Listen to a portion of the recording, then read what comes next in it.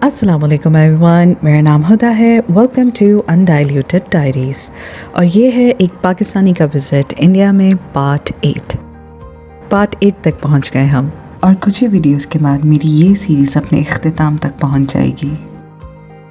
दिल से उम्मीद करती हूँ कि हमारा राब्ता इस सीरीज़ के बाद भी रहेगा। तो चलिए आगे बढ़ते हैं। तो आज मैं आपको कहाँ लेकर जा रही हूँ? मैं आपको लेकर जा रही हूँ बेकल फोर्ट। अब ये बेकल फोर्ट क्या है और कहाँ पे है? चलिए इससे पहले कि मैं उसके बारे में आपको कुछ बताऊँ, आइए मैं आपको एक थोड़ा सा ट्रेलर दिखाती हूँ।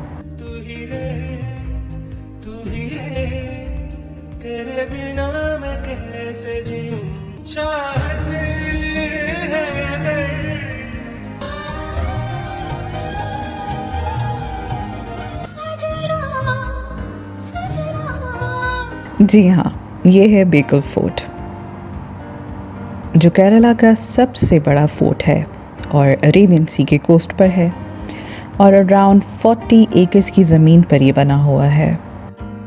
ये फोर्ट शिवप्पा नायका ने 1650 AD को बनाया था। अब शिवप्पा नायका जो थे वो किलाडी किंगडम के राजा थे और इस फोर्ट को शिवप्पा नायका ने इसलिए बनाया था ताकि जितने भी हमले सी की तरफ से आ रहे थे वो उनको रोक सके।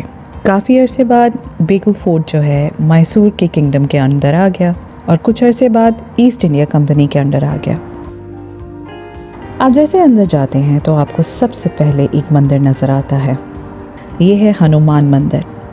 इसके अंदर जाने का मेरा बहुत दिल था और जब मैंने गार्ड से बात की तो गार्ड ने कहा था कि ये सिर्फ पूजा के लिए इस्तेमाल किया जाता है, वरना ये बंद ही रहता है। So that's why I couldn't go इन।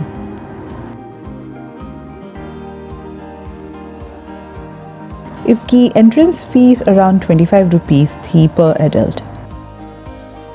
कहते हैं कि यहाँ पे आपको कैमरा के लिए भी फ़ीस पे करनी पड़ती है, लेकिन मुझे ज़रूरत नहीं पड़ी क्योंकि शायद मेरा मोबाइल का कैमरा था।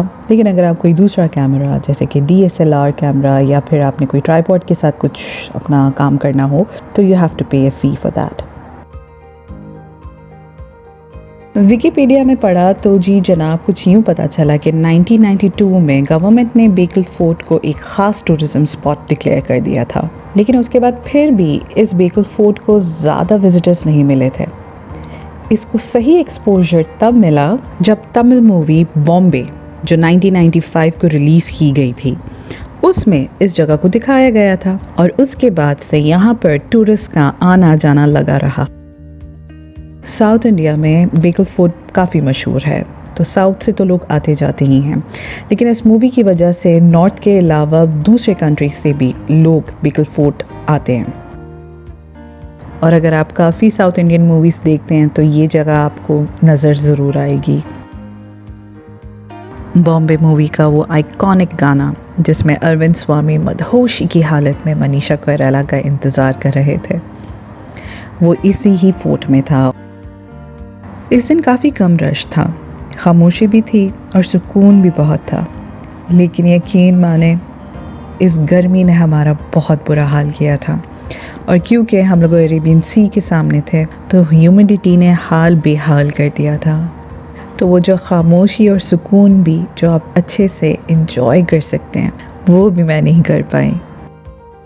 ये जगह आप जो देख रहे हैं ये शायद आपको लग रहा होगा कि ये कोई टनल की तरफ जा रहा है, लेकिन नहीं, ये जगह आपको लेकर जाएगी एक वेल की तरफ जो अब सूख गया है और इसकी भी एंट्रेंस बंद की गई है।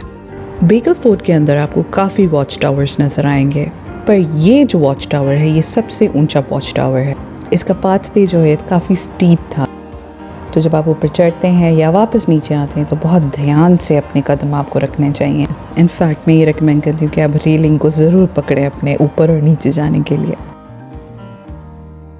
जब इस टावर के ऊपर आप पहुँचते हैं तो आपको एक हसीन नज़ारा नज़र आता है। आपको पूरा बेकल और अरेबियन सी का पूरा 360 एंगल मिलता है। And I'm pretty sure this is one of the best place for the sunset view. और इस जगह पे आपको 40 एकड़ में फैला हुआ बेकल फोर्ट कम्प्लीटली सही से नज़र आएगा। यहाँ पर अपने कदम बहुत ध्यान से रखिएगा क्योंकि अगर आपका ध्यान इधर उधर हुआ तो आपके गिरने के चांसेस भी बढ़ जाते हैं। फोर्ट से सी शोर की तरफ पहुंचने के लिए फोर्ट के अंदर एक शॉर्टकट बनाया गया है। मैं उसकी वीडियो तो नहीं ले पाई। पूरे 40 एकड़ पे जो फैला हुआ बेकल फोर्ट है उसको पूरा घूमने से बेहतर ये शॉर्टकट बनाया गया था ताकि वो सीधा डायरेक्टली फोर्ट से सी शोर की तरफ पहुंच सके। और ये जो आप जगह देख रहे हैं, इस जगह पर मिलिट्री इक्विपमेंट्स को या फिर वेपन्स को स्टोर किया जाता था और अभी ये बिल्कुल खाली है और एंट्रेंस यहाँ की भी बंद है। इस फोर्ट के अंदर बहुत सारे खुफिया टनल्स या अंडरग्राउंड रूट्स थे जो इस्तेमाल तब किए जाते थे जब यहाँ पे कोई अटैक हुआ करता था।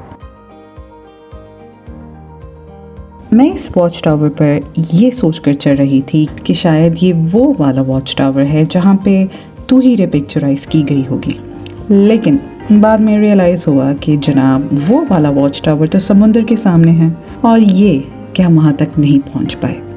क्यों? जिसकी वजह ये गर्मी और ह्यूमिडिटी थी।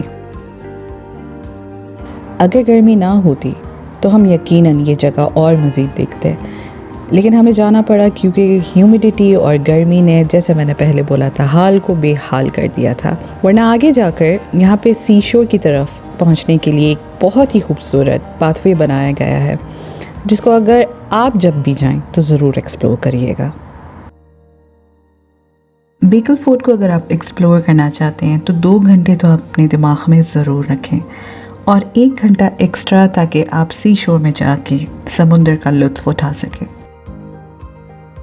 यहाँ पर चलते हुए ये सोच आती है मुझे कि इस फोर्ट की जो दीवारें हैं उसने कितने मुख्तलिफ डायनेस्टीज़, रियासतें देखी होंगी और वक्त और लोगों को बदलते हुए देखा होगा, पर ये यहीं पे खड़े के खड़े रहे हैं। अपनी वीडियो को एंड करने से पहले आपको मैं एक बात बताना चाहती हूँ। वो ये है कि मैंने ये सोचा है कि मैं अपने इंडिया सीरीज़ पर एक Q&A वीडियो बनाऊँ जिसमें मैं आपके सारे सवाल जो मेरे इंडिया की ट्रिप से रिलेटेड हैं, मैं उन सब के जवाब दूँ। तो आप सबसे रिक्वेस्ट है कि कमेंट सेक्शन में जाके मुझसे वो सारे सवाल पूछें जो आप मेरे इस सीरीज से रिलेटेड पूछना चाहते हैं। ऑल्दो मेरे सारे जितने भी सपोर्टर्स हैं दे हैव बीन अमेजिंग और बहुत रिस्पेक्टफुल रहे हैं, लेकिन एक दफ़ा ज़रूर ये मैं कहना चाहती हूँ कुछ चंद लोगों को कि अपने सारे सवालों को रिस्पेक्ट के दायरे में रख के पूछिएगा। तो ये रहा मेरा एंड ऑफ पार्ट 8, एक पाकिस्तानी का विज़िट इंडिया में। उम्मीद करती हूँ कि आपको मेरी ये वीडियो अच्छी लगी हो। लाइक करें, कमेंट करें, शेयर करें और मेरे चैनल को सब्सक्राइब ज़रूर करें। मेरी अगली वीडियो तक के लिए अपना ढेर सारा ख्याल रखिएगा। तब तक के लिए अल्लाह हाफ़िज़।